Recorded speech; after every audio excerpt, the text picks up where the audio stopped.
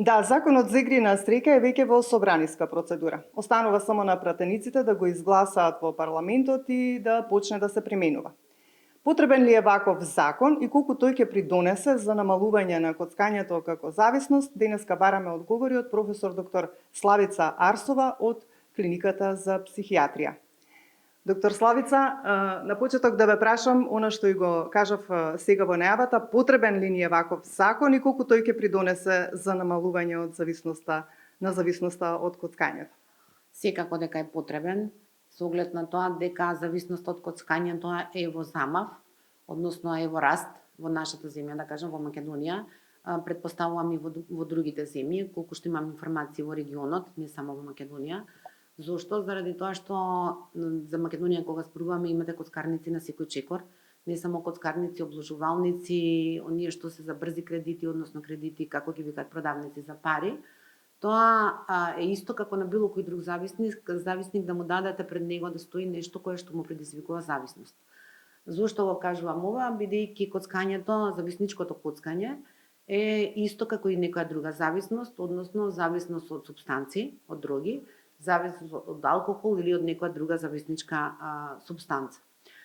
Зошто е потребно младите луѓе, кои што се особено ранливи на зависност од игри на среќа и онлайн обложувања, да ги заштитиме? Еве и со новиот закон е тоа предвидено, училиштата да бидат најмалку 500 метри оддалечени од обложувалниците.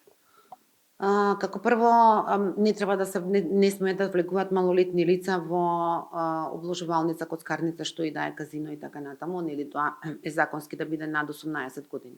Но ако речеме ние над 18 години не викаме дека е тоа зрела личност. Тоа е млада полнолетна индивидуа.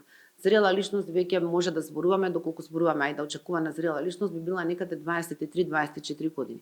Што значи дека ако едно момче или девојка има 18 години, не може да очекуваме ние дека веднаш е зрел и веднаш може рационално да размислува, а не емоционално, нели, да не го преплавува емоцијата, туку рационално дека чекај, ако ја ова го правам, може да влизам во зависност, може да ми се случи така натаму, односно да ги толку многу рационално обработува причинско-последичните врски, односно однесувања. За крај би сакала да ве прашам, кои се првите психолошки знаци кои што треба да се препознае кај една личност за навреме да се реагира дека има проблем со коцкањето како зависност?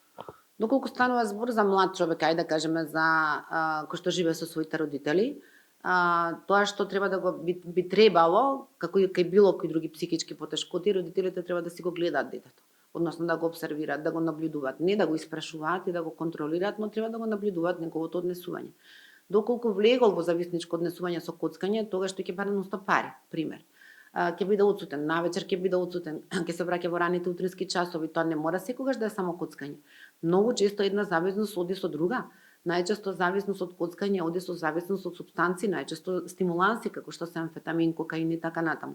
И доколку вашето дете или вашиот млад син, ќерка почнат многу често да ви бараат пари, гледате дека е тоа нерационално, се приметува на нивниот надворешен изглед, по било кое однесување, раздразлив, избавлив, бара по секоја цена, не спие навечер, го преспива денот, тоа би требало да биде некој показател дека нешто се случува со таа индивидуа. Доколку станува збор за сопруг, сопруга, исто, потполно исто, значи вие си го гледате партнерот, дека кај него настануваат промени, не оди на работа, дуго коцкарница до сабајле, после не може да стане, не може да отиде на работа.